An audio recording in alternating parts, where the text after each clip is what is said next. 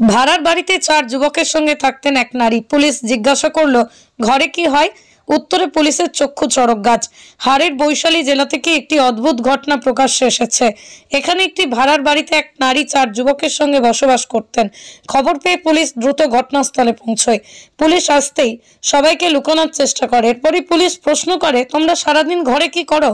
নারী যা উত্তর দিলেন, যা শুনে পুলিশের হুঁশ উড়ে যায়। আসলে এই দলটি চাকরি দেওয়ার নাম করে মানুষের কাছ থেকে টাকা প্রতারণা করত। আসুন পুরো ঘটনা বিস্তারিত জেনে নেওয়া যাক।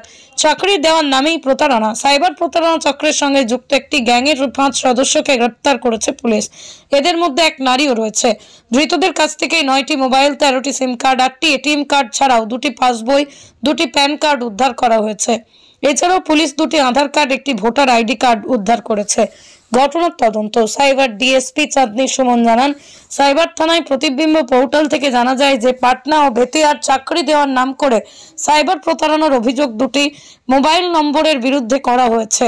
তদন্তে দেখা যায় যে উক্ত নম্বর 2টি বৈশালী জেলার শিল্প থানা এলাকার আশেপাশে সক্রিয়।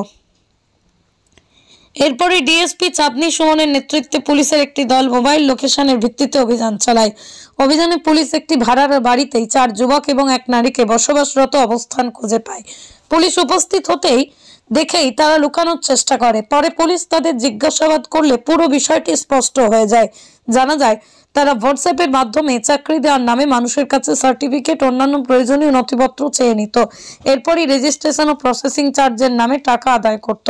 এছাড়াও তারা ওয়েলেক্স প্ল্যাটফর্মে ভুয়ো চাকরির বিজ্ঞাপন দিয়ে সাইবার প্রতারণা চালাতো। ডিএসপি জানান, গ্রেপ্তার হওয়া 4 জন বৈশালী জেলার বাসিন্দা আর ধৃত নারী রূপা সরকার পশ্চিমবঙ্গের বাসিন্দা।